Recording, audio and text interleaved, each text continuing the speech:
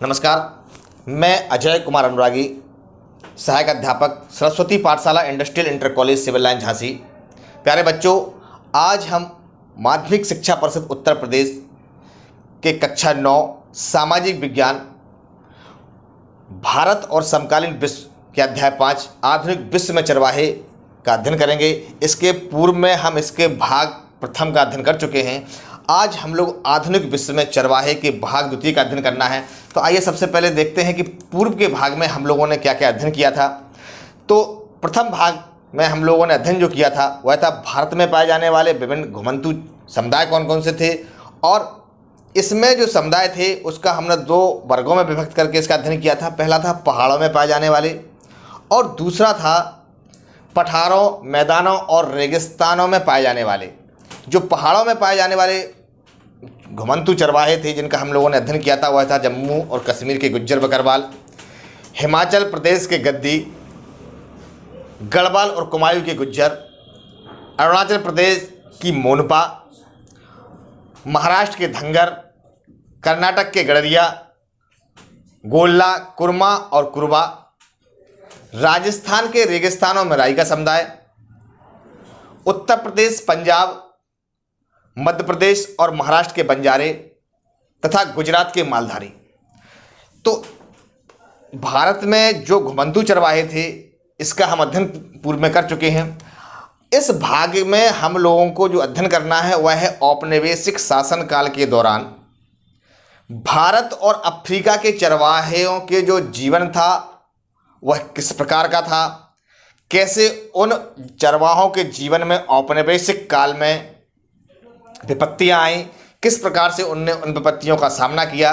तो आइए हम लोग देखते हैं कि औपनिवेशिक शासनकाल के दौरान भारत और अफ्रीका के जो चरवाहे थे उनको समाप्त करने के लिए सरकारों द्वारा कौन कौन से कानून लाए गए। तो इन कानूनों को जो औपनिवेशिक शासनकाल में जो चरवाहों को समाप्त करने के लिए या चरगाह है जिसकी वजह से समाप्त हुए जो कानून लाए गए थे उनमें 4 प्रमुख कारक जिम्मेदार हैं। प्रमुख 4 कानून जो औपनिवेशिक शासनकाल में लाए गए थे वो इसके लिए बहुत महत्वपूर्ण है। पहला है परती भूमि नियमावली, दूसरा वन अधिनियम, तीसरा अपराधी जनजाति अधिनियम और चौथा चराई कर। तो सबसे पहले हम देखते हैं कि परती भूमि नियमावली क्या है। अंग्रेज सरकार जो थी इन्होंने चारागाहों को खेती की जमीन में तब्दील कर देना चाहती थी। अंग्रेज सरकार जानती थी कि जो ज़मीन है जिस पर चारागाह बने हुए हैं उन पर ना तो खेती की पैदावार होती है ना उनके माध्यम से हमें कोई कर मिलता है। तो इस वजह से वो अंग्रेज सरकार जो थी चारागाहों की खेती को ज़मीन में तब्दील करना चाहती थी, उसको खेती में तब्दील करना चाहती थी, क्योंकि ज़मीन से मिलने वाला जो लगान था उसकी आमदनी का एक बहुत बड़ा स्रोत था। खेती का क्षेत्रफल बढ़ाने या से सरकार की आय में बढ़ोतरी हो सकती थी। इससे जूट, पटसन, कपास, गेहूं और अन्य खेतीहर चीज़ों के उत्पादन में भी इजाफा हो सकता था जिनकी इंग्लैंड में बहुत ज़रूरत थी। इंग्लैंड औद्योगिक देश था, वहाँ पर जूट, पटसन, कपास की अत्यधिक आवश्यकता पड़ती थी। तो उनकी सरकार जो औपनिवेशिक सरकार थी, जो अंग्रेज सरकार थी, वह चाहती थी कि यहाँ से जूट और पटसन और कपास का अधिक उत्पादन हो ताकि अपने देश में ले जा करके उद्योग धंधों के माध्यम से कपड़ा बना सकें। पटसन का उपयोग के जो उद्योग लगे हुए थे उनको पटसन उपलब्ध कराया जा सके, जूट उपलब्ध कराया जा सके। तो इसके लिए उन्होंने 19वीं सदी में के मध्य में देश के विभिन्न भागों में परती भूमि विकास के लिए कुछ नियम बनाए। इन नियम कानूनों के जरिए सरकार जो गैर खेतीहर जमीन को अपने कब्जे से लेकर के कुछ खास लोगों को सौंपने लगी। कुछ लोगों को गांव का मुखिया बना दिया गया। जो कब्जे में ली गई जो ज़्यादातर ज़मीनें थीं वो चरागाहों की थीं जिनका चरवाहे नियमित रूप से इस्तेमाल किया करते थे। इस तरह खेती के फैलाव से चारागाह सिमटने लगे और चरवाहों के लिए समस्याएं पैदा होने लगीं। दूसरा जो औपनिवेशिक शासनकाल में नियम बना जिसने कि चरवाहों को समाप्त करने में भूमिका निभाई वह था वन अधिनियम। जैसा कि हम जानते हैं वन अधिनियम जो है 19वीं सदी के मध्य में विभिन्न प्रांतों में लाया गया था।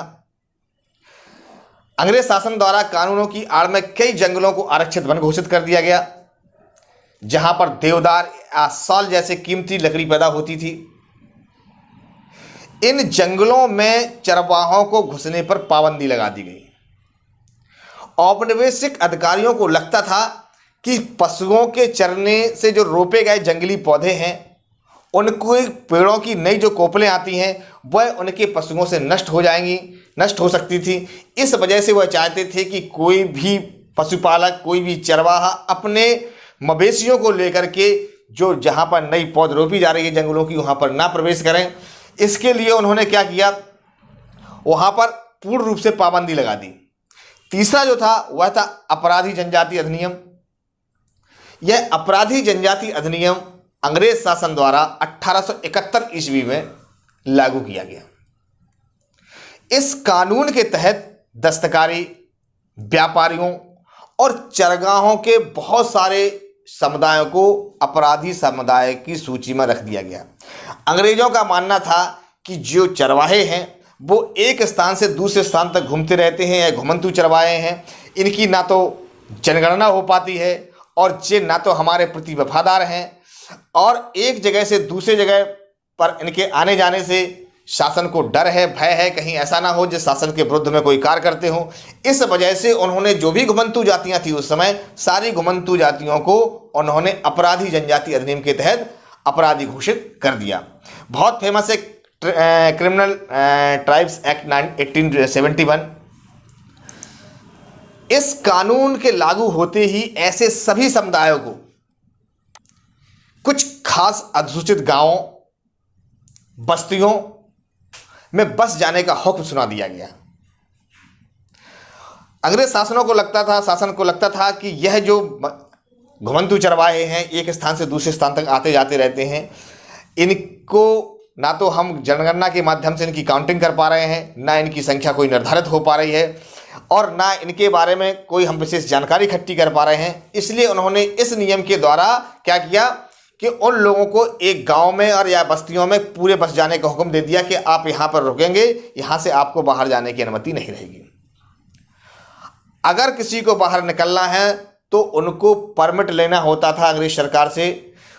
बिना परमिट के उनको किसी भी तरह की आवाजाही पर रोक लगा दी गई तथा ग्राम पुलिस पर सदा नज़र रखने के लिए कह दिया गया। वहाँ की जो ग्राम पुलिस हुआ करती थी उनसे कह दिया गया था कि जो भी यहाँ पर चरवाहे हैं, जो भी घुमंतू जातियाँ हैं, जो एक स्थान से दूसरे स्थान तक प्रवास करती हैं, उन पर नज़र रखी जाए कि वो किसी भी तरह से शासन के खिलाफ कोई कार्रवाई में तो नहीं लगी हुई है। आप देख रहे हैं चित्र के माध्यम से, ये जनजाति समुदाय के हैं, इन पर थोप दिया गया है कि आपको बाहर नहीं निकलना है, कहीं जाना नहीं है, एक बस्ती के अंदर आपको रहना है। चौथा जो कर था वह चराई कर था। अंग्रेजों ने अपनी आमदनी बढ़ाने के लिए जमीन, नहरों के पानी, नमक, खरीद फरोख्त की चीज़ों और यहाँ तक कि मवेशियों पर भी टैक्स वसूलने का ऐलान कर दिया।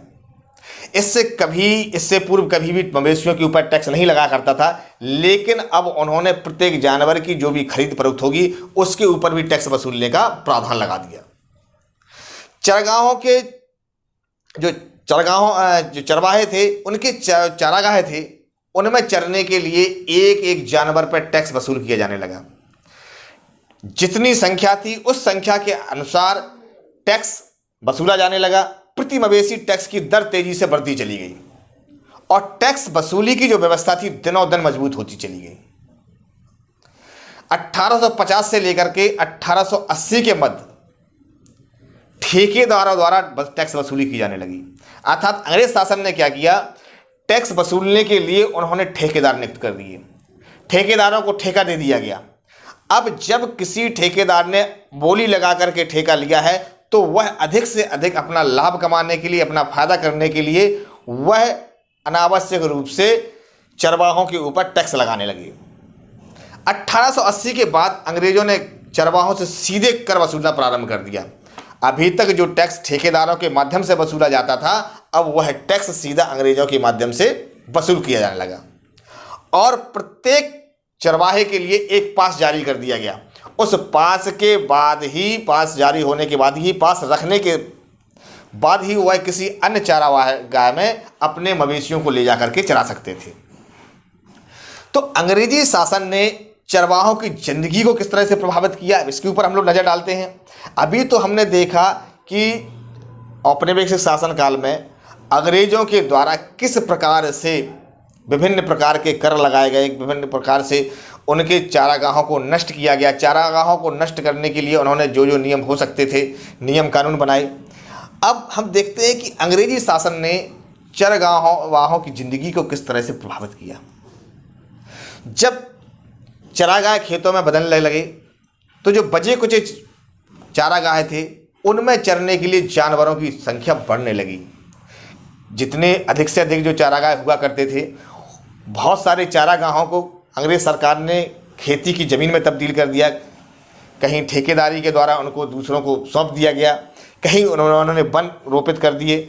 इस प्रकार से जो चारागाह के कुछ जगह बची थी उसी में सारे पशु जाने लगे, जितने मवेशी थी वहाँ पर चरने लगे।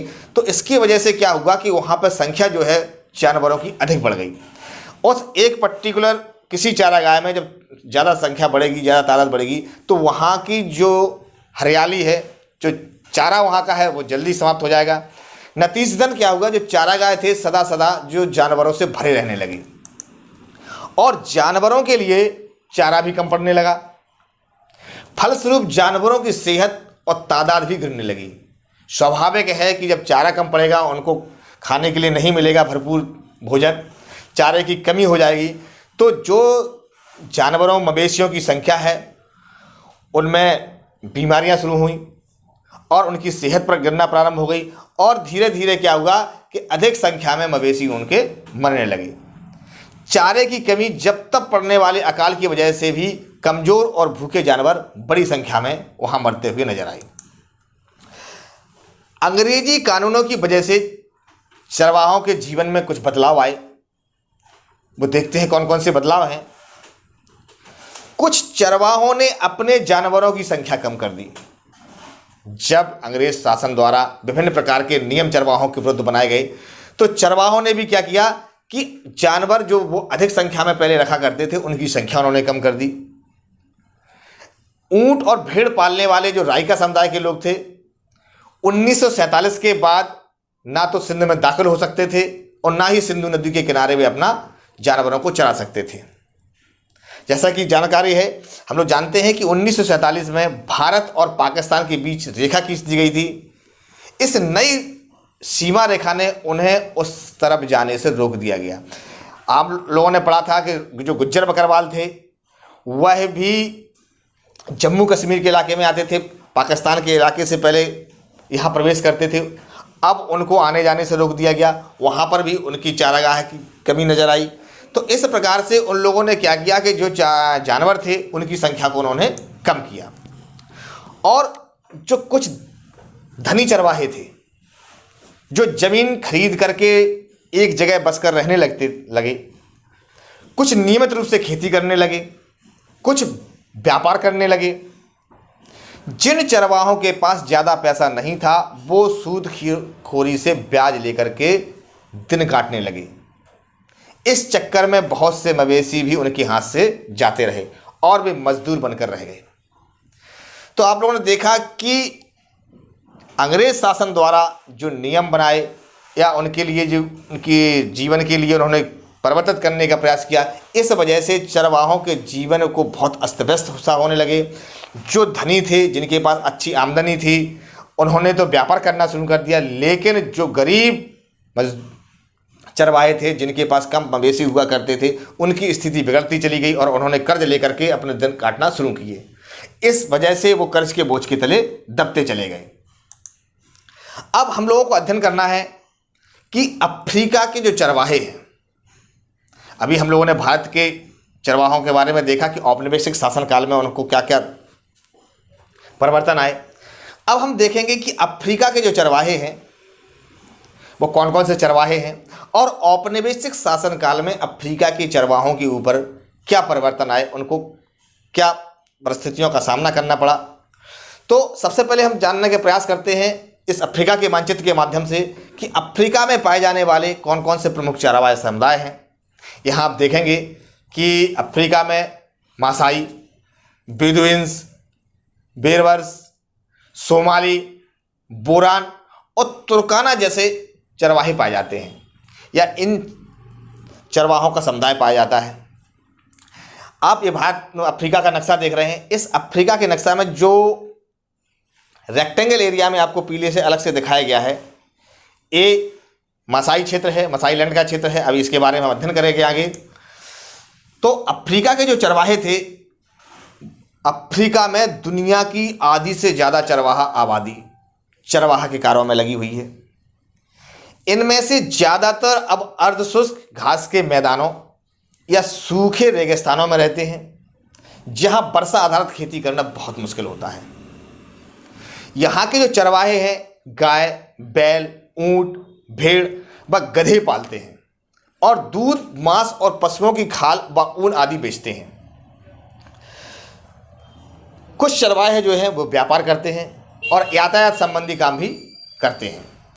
तो अफ्रीका के जो चरवाहे हैं, भारतीय चरवाहों की तरह यहाँ पर भी चरवाहों के कई समुदाय हैं। यहाँ पर भी वही परिस्थितियाँ हैं जो भारत में थी। यहाँ पर भी औपनिवेशिक शासनकाल के दौरान अंग्रेज़ों और जर्मनों ने यहाँ पर शासन किया, उसकी वजह से मसाई लैंड का बंटवारा हुआ। तो सबसे पहले इन चरवाहों में से हमें जो अपने इस पाठ में अध्ययन करना है वो मसाई समुदाय का है। अफ्रीका के जितने भी जो चरवाहे समुदाय हैं उसमें से मसाई समुदाय का हम लोग अध्ययन करेंगे। जो मसाई उनका चरवाहा समुदाय है वह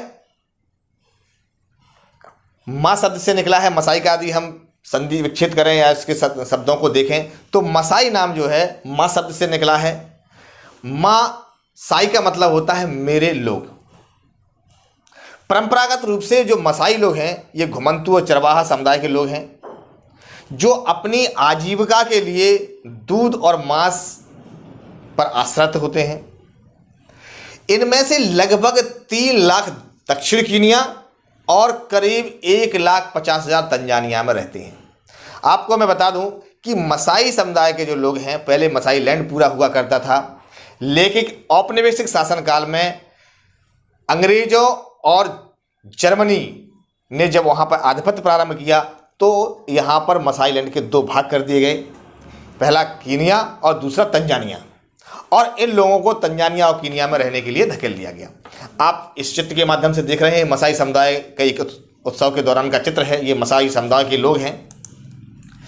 अब हम इस चित्र के माध्यम से नज़र डालते हैं मसाई लैंड पर कि मसाई लैंड कहाँ है।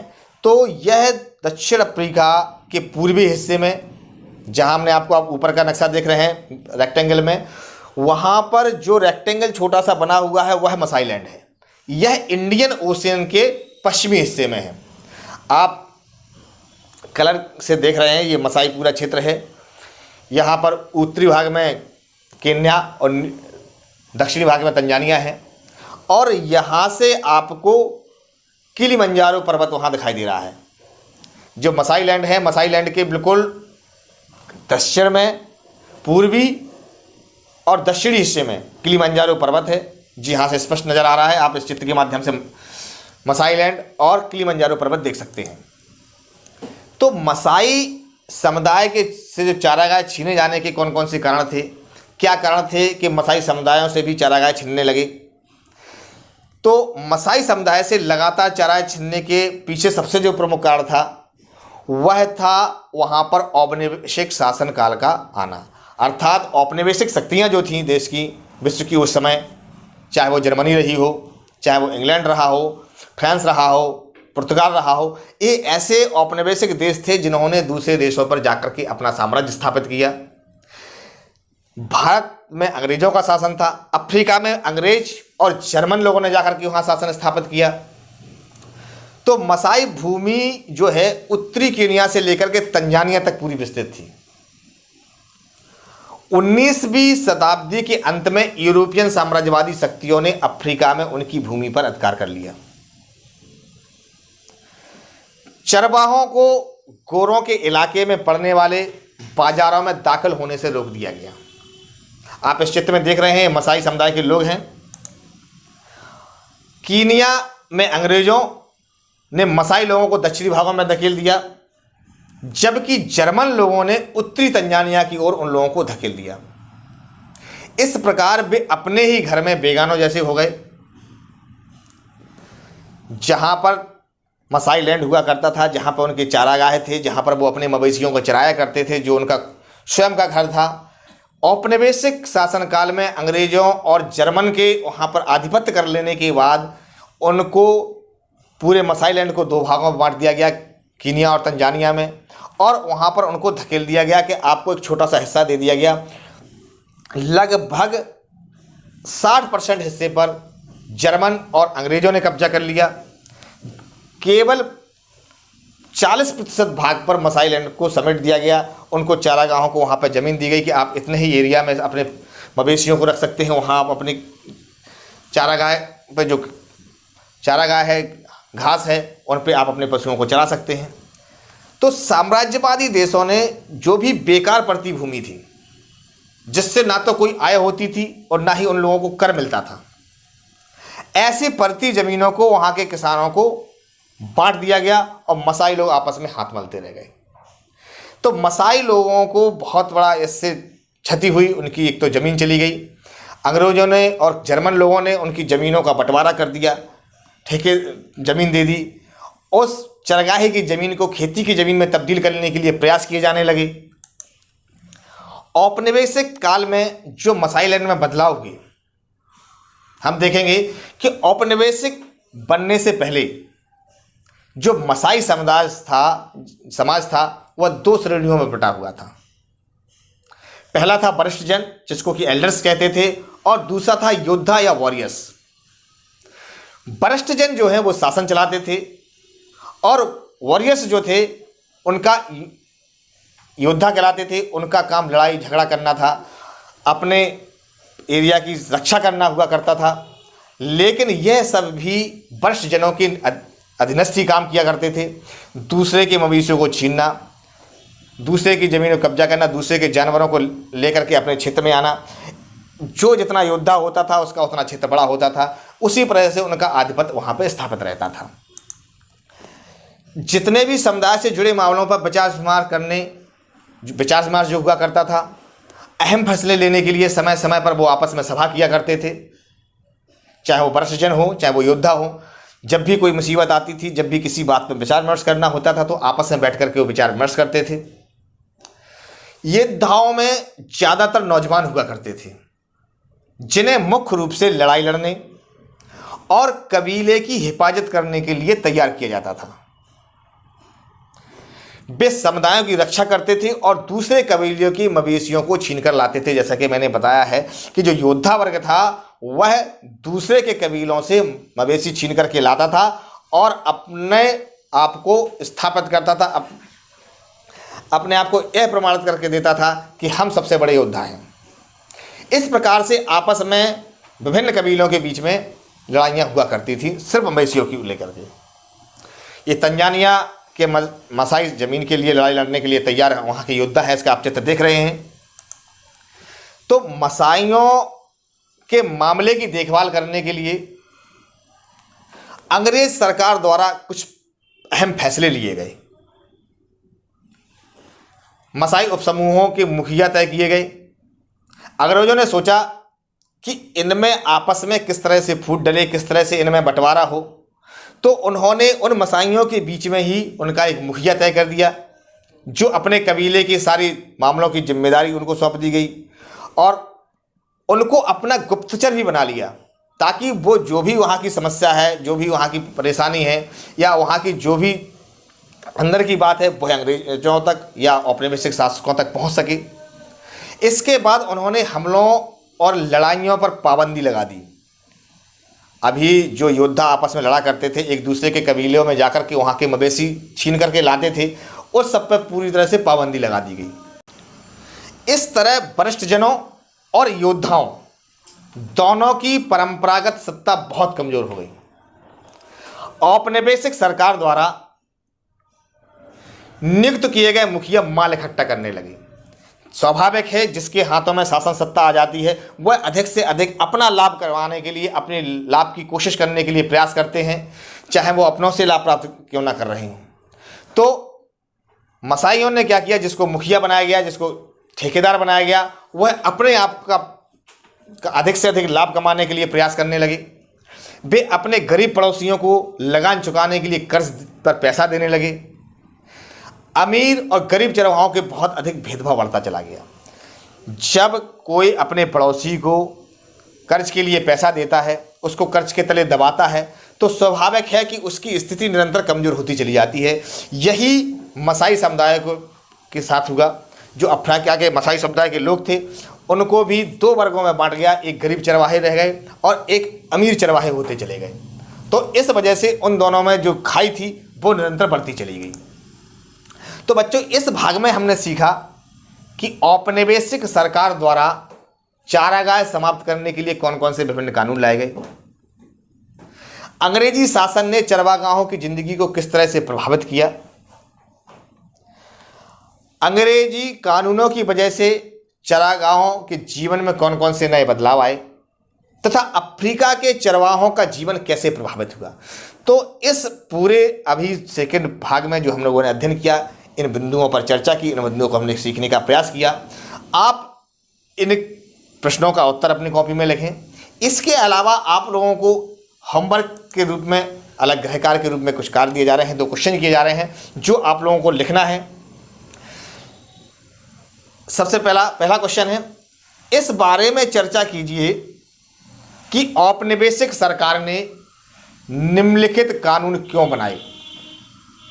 यह भी बताइए कि इन कानूनों से चरवाहों के जीवन पर क्या असर पड़ा। इसमें प्रतिभूमि नियमावली, वन अधिनियम, अपराधी जनजाति अधिनियम, चराई कर। दूसरा जो आपको मुख्य प्रश्न करना है वह है, अफ्रीका के मसाई समुदाय के लोगों से चारागाह छीने जाने के कौन कौन से प्रमुख कारण थे, इनकी आपको व्याख्या करनी है। तो बच्चों, इस पाठ का हम लोगों ने अध्ययन कर लिया है। धन्यवाद।